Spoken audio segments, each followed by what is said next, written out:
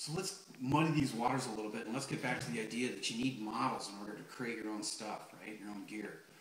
When I was 16 years old, I loved this song. Way back in 1976, I listened to the song until I had to pick up a guitar and learn how to play it. Maybe you know it. It's by Neil Young. It's called Cowgirl on the Sand.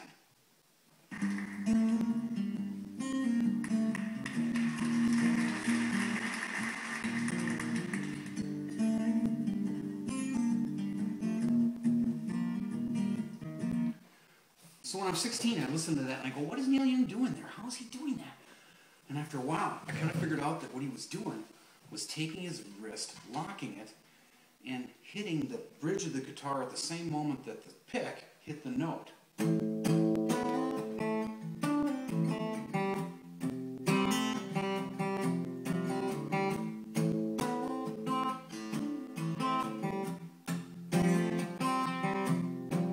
Okay, I'm not Neil Young, but you can hear. So I borrowed back then what I call it this minute, that chunk. And at 51, I still use it.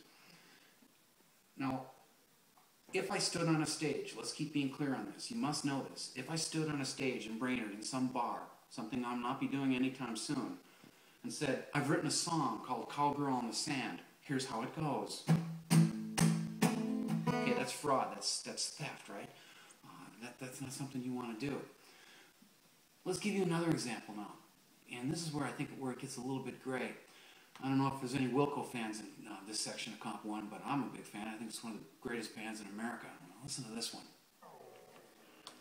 Just listen to it for a second. And watch how Jeff Tweedy does what we do, right? There's chaos. He's taking little bits of things, little sounds, either that he has made or borrowed. You hear a bell. You hear like an alarm clock ringing.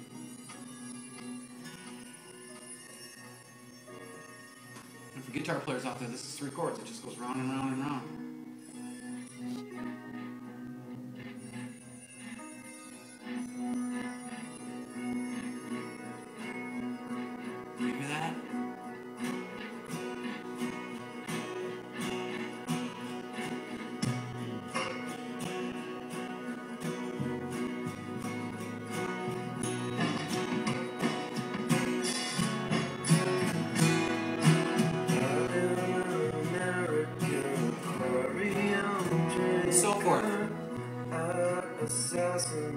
Beating the point nigh on the pulp, if I stand in a bar in Brainerd and say, I'm Jeff Tweedy, I've written a song called I'm Trying to Break Your Heart, it's not going to work. I should be cuffed and taken away by the copyright police.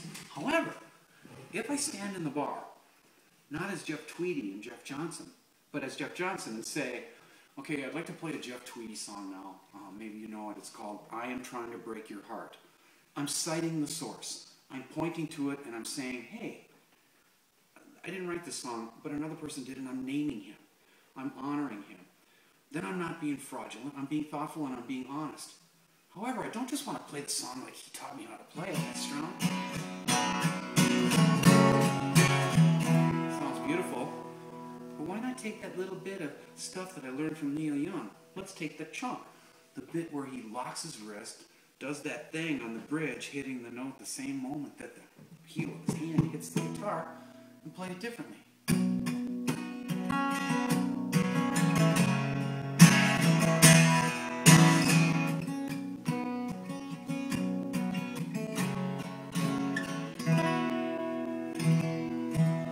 I think you got it. I think you're getting the difference. If I claim the song as mine, I'm stealing.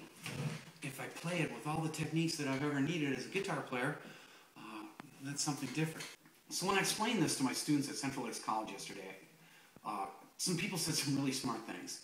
One of our football players up there jumped up and started talking about some kind of not jumped up, but put his hand up and he started talking about some football player in the NFL who's got this twist move.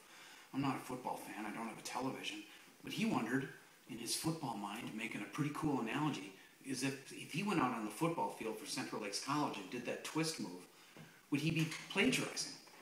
Well, Bode says that all language, all words belong to either everyone or no one, and I would say that that twist move belongs to everyone or no one. I don't think it's plagiarizing, I also announced to the class that I could do that twist move, but I just didn't feel like it.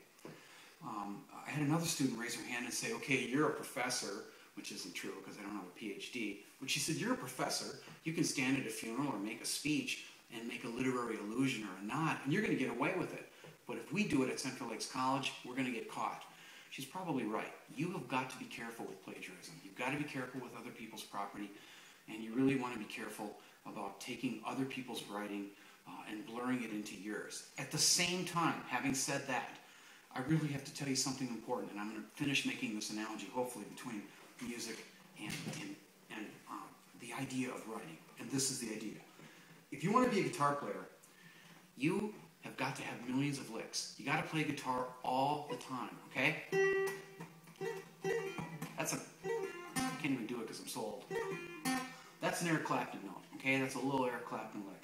If I want to sound like John Lee Hooker, I have to listen to John Lee Hooker albums so I can do this.